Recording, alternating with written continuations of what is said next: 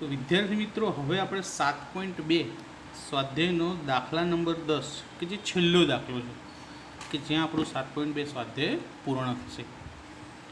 तो एकदम सिंपल दाखलो है। आना माटे आपणने एक सूत्र आवडવું જોઈએ। समबाजु चतुष्कोणना क्षेत्रफळનું सूत्र। तो पहला रकम जुओ। समबाजु चतुष्कोणना क्रमिक शिरोबिंदुओ એટલે કે 4 बिंदुओ आप्या छे ए बी सी अने डी होय तो तेनुं क्षेत्रफळ शोधो। हवे समबाजु चतुष्कोणना क्षेत्रफळनुं सूत्र एवुं छे कि समबाजु चतुष्कोणनुं क्षेत्रफळ बराबर 1/2 गुण्या प्रथम विकर्ण गुण्या बीजो विकर्ण એટલે કે બે વિકર્ણના માપનો ગુણાકાર અને એને 1/2 સાથે ગુણી લેવાના। તો અહીંયા આપણને આ સમબાજુ ચતુષ્કોણના બે વિકર્ણોના માપ મળી જાય ને તો તરત જ આનું ક્ષેત્રફળ આપણે શોધી લઈએ।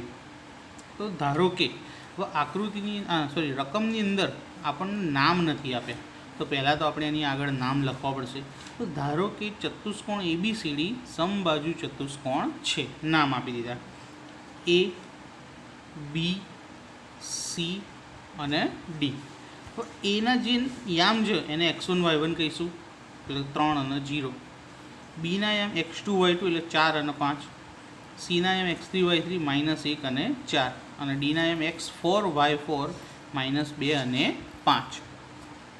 તો અહીંયા આગળ આપણને 4 બિંદુઓ મળી ગયા સમબાજુ ચતુષ્કોણના। હવે કોઈપણ ચતુષ્કોણ દોરીએ તો એની અંદર બે વિકર્ણ કે ભાઈ ચતુષ્કોણ ABCD હોય તેમાં બે વિકર્ણ કયા બને? એક તો AC અને બીજો બને BD। પહેલો કયો? AC અને બીજો BD। તો પહેલાં ACનું માપ શોધીએ। તો AC² બરાબર આ રહ્યો A અને આ રહ્યો C, 3 ઓછા -1 કૌંસની બહાર સ્ક્વેર વત્તા 0 ઓછા 4 કૌંસની બહાર સ્ક્વેર માઇનસ માઇનસ શું થઈ જાય પ્લસ 3 ને 1 કેટલા થાય 4। એ જ રીતે અહીંયા 0 થી 4 જાય તો -4, એનું એ જ નીચે લખ્યું 4નો વર્ગ 16 અને -4નો વર્ગ પણ 16, 16 અને 16 કેટલા થાય 32। તો AC² બરાબર 32। હવે આનું વર્ગમૂળ કાઢવું એટલે મેં અવયવ પાડ્યા 32ના અવયવ 16 ગુણ્યા 2 માટે AC બરાબર વર્ગ કાઢ નાખ્યો એટલે વર્ગમૂળ થાય। તો AC બરાબર 16નું વર્ગમૂળ 4 અને 2નું ના નીકળે એટલે વર્ગમૂળમાં 2। તો ACનું માપ મળી ગયું। એ જ રીતે હવે B અને D એટલે કે BDનું માપ શોધીએ।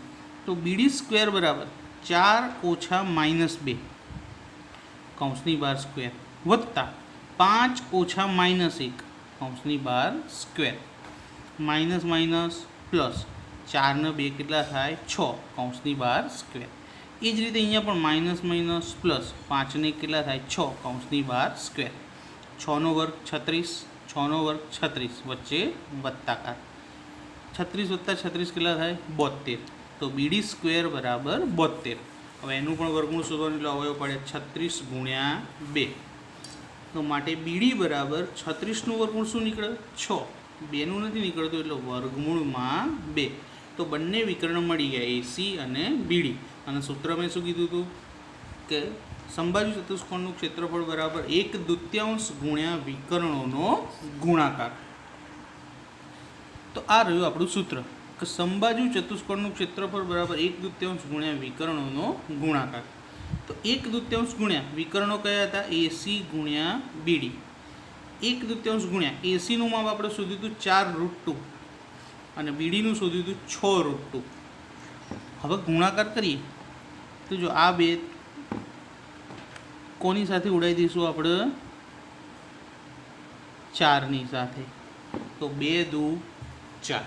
તો આ બગડો અહીંયા નીચે લખી દીધો, આ જે 6 હતા એ અહીંયા લખી દીધા। હવે √2 ગુણ્યા √2 કરીએ તો એનો ગુણાકાર શું થાય એકલો 2, √2 ગુણ્યા √2નો ગુણાકાર 2। તો આ બધાનો ગુણાકાર 2 6 12, 12 દુ 24। તો સમબાજુ ચતુષ્કોણનું ક્ષેત્રફળ શું મળ્યું આપણને 24 ચોરસ એકમ। અહીંયા આગળ આપણું 7.2 પૂરું થયું। હવે એક્ઝામ્પલ નંબર 1 તો બિંદુઓ 3 2 -2 -3 અને 2 3 એક ત્રિકોણ બનાવશે। આપણને સવાલ પૂછ્યો કે આ 3 બિંદુઓ ભેગા થઈ અને ત્રિકોણ બનાવશે? જો હા તો ત્રિકોણનો પ્રકાર નક્કી કરો. તો ધારો કે પહેલાં તો બિંદુઓના નામ આપી દઈએ એ, બી અને સી. તો સૌપ્રથમ 3 બિંદુઓના આપણે નામ આપી દઈએ. ધારો કે એ 3, 2, બી -2, -3 અને સી 2, 3. તો હવે કોઈ પણ બિંદુ આપ્યા હોય અને એના ઉપરથી આપણને ત્રિકોણ છે કે ચતુષ્કોણ છે કે સમરેખ છે કે અસમરેખ છે કંઈ પણ શોધવાનું કીધું હોય તો પહેલાં તો આ 3 બાજુઓ પરથી માપ શોધવા પડશે. તો સૌ પ્રથમ એ બી પરથી આપણે AB², બી અને સી પરથી BC² અને એ અને સી પરથી AC², 3 વસ્તુ આપણે શોધીશું. તો સૌ પ્રથમ AB² શોધીએ તો એ અને બી ઉપરથી તો 3 ઓછા -2 કૌંસની બહાર સ્ક્વેર વત્તા 2 ઓછા -3 કૌંસની બહાર સ્ક્વેર, માઇનસ માઇનસ પ્લસ, અહીં પણ માઇનસ માઇનસ પ્લસ, બાકી બધું જેમ હતું એમનું એમ. 3 ને 2 5, 2 ને 3 પણ 5, 5 નો વર્ગ 25, 5 નો વર્ગ 25, 25 વત્તા 25 50. શું મળ્યું? એ બીનો સ્ક્વેર. 50ના અવયવ 25 ગુણ્યા 2 માટે એ બી બરાબર એટલે કે વર્ગમૂળ 25નું વર્ગમૂળ 5 અને 2નું ના નીકળે એટલે વર્ગમૂળમાં 2. હવે અહીંયા આગળ આપણને ત્રિકોણ બનાવશે કે નહીં એવું શોધવા માટે આ 2નું વર્ગમૂળ √2ની કિંમત 1.42 કાં તો 1.41 થાય. તો જ્યારે એ કિંમતને 5 વડે ગુણીએ તો 7.07 જવાબ મળે. પણ એ કેવો મળે? આશરે. ચોપડીની અંદર લખ્યો હોય. તમે લોકો ટેન્શન ના લેતા, આવો દાખલો પરીક્ષામાં તમને પૂછાવાની શક્યતા ના બરાબર છે. કારણ કે તમને આવો વર્ગમૂળ શોધતા ના ફાવે, તકલીફ પડે. અને જેમ કંઈ હશે તો એક લેક્ચરની અંદર જ્યારે ટાઈમ વધતો છે ને તો તમને 2નું વર્ગમૂળ કેવી રીતે શોધવું એક વખત બતાડી દઈશ. 2 મિનિટ લાગશે, વધારે નહીં થાય. ત્યારબાદ BC². તો -2 ઓછા 2 કૌંસની બહાર સ્ક્વેર વત્તા -3 ઓછા 3 કૌંસની બહાર સ્ક્વેર, -2 એટલે -4 નો સ્ક્વેર વત્તા -3 એટલે -6 નો સ્ક્વેર, 4 નો વર્ગ 16, 6 નો વર્ગ 36, વર્ગ કરીએ એટલે માઇનસ જતું રહે તો બધાને ખબર જ છે. 16 અને 36 52. તો BC² બરાબર 52. વર્ગમૂળ શોધવા માટે અવયવ પાડી દઈએ. 13 ચોક 52. 4નું વર્ગમૂળ 2, 13નું નથી નીકળતું એટલે વર્ગમૂળમાં 13. તો 52નું વર્ગમૂળ શોધીએ તો 2 વર્ગમૂળમાં 13 આવે તો BCની કિંમત મળી. હું આને પોઈન્ટમાં ફેરવવા હોય તો 13નું વર્ગમૂળ આપણે જો શોધીએ છીએ કેલ્ક્યુલેટરની અંદર તો કેલ્ક્યુલેટરની અંદર આપણને 13નું વર્ગમૂળ મળે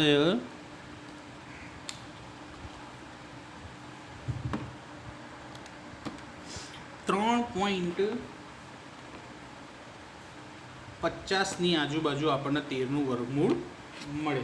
બરાબર? 3.60 સોરી 13નું વર્ગમૂળ આપણને મળે 3.61. કેટલું? 3.61 એટલે 60-61ની આજુબાજુમાં જવાબ આવે અને એને 2 વડે ગુણીએ તો 7.21. તો હવે BC બરાબર 2√13 અથવા તો પોઈન્ટમાં 7.21. આ પણ આશરે જ જવાબ છે, એક્ઝેક્ટ નથી. ત્યારબાદ AC², ત્રીજી બાજુ 3 ઓછા 2 કૌંસની બહાર સ્ક્વેર, 2 ઓછા 3 કૌંસની બહાર સ્ક્વેર, 3માંથી 2 જાય તો 1 કૌંસની બહાર સ્ક્વેર વત્તા 2માંથી 3 જાય તો -1 કૌંસની બહાર સ્ક્વેર. 1નો વર્ગ 1, -1નો વર્ગ પણ 1 જ. 1 ને 1 કેટલા થાય? 2. તો AC² બરાબર 2 માટે AC બરાબર વર્ગમૂળમાં 2 કારણ કે 2નું વર્ગમૂળ નીકળે નહીં અને 2નું વર્ગમૂળ આપણે કાઢીએ તો 1.41 મળે છે. હવે આપણને એવું કીધું કે ભાઈ કોઈ પણ 2 બાજુનો સરવાળો ત્રીજી બાજુ કરતાં વધારે આવે તો જો આ 7 + 7 કરો તો 14 થાય, આનાથી મોટો. 7 + 1 કરો તો 8 થાય, આનાથી મોટો. અને 7 + 1 કરો તો 8 થાય, આનાથી પણ મોટો. એટલે કે કોઈ પણ 2 બાજુનો સરવાળો ત્રીજી બાજુ કરતાં વધારે હોવાથી આપેલ બિંદુઓ A, B, C એ ત્રિકોણ રચે છે, એટલે કે આ બિંદુઓ ત્રિકોણના છે એવું ફાઇનલ થઈ ગયું. હવે એનો પ્રકાર, તો જો બે નાની બાજુઓ લીધી મેં, તો આ સૌથી મોટી બાજુ છે અને આ બે સૌથી નાની બાજુ, એટલે એના કરતાં નાની છે. તો AB સ્ક્વેરનું માપ 50 અને AC સ્ક્વેરનું માપ 2 છે. તો AB સ્ક્વેર 50 અને વત્તા AC સ્ક્વેર એટલે 2, તો 50 ને 2 52. 52 કોનું માપ હતું? BC સ્ક્વેરનું. તો બરાબર BC સ્ક્વેર માટે AB સ્ક્વેર વત્તા AC સ્ક્વેર બરાબર BCનો સ્ક્વેર, એટલે કે આ બંનેના વર્ગોનો સરવાળો BCના વર્ગ જેટલો થઈ ગયો. તો આ કોનો સિદ્ધાંત બન્યો? પાયથાગોરસનો સિદ્ધાંત બની ગયો. માટે ત્રિકોણ ABC કાટકોણ ત્રિકોણ છે. અને કઈ બે બાજુનો સરવાળો કર્યો તો? AB સ્ક્વેરનો અને AC સ્ક્વેરનો. તો બંનેમાં કોમન શું આવ્યું? A કોમન આવ્યો. તો માટે માપખૂણો A બરાબર 90 અંશ થાય.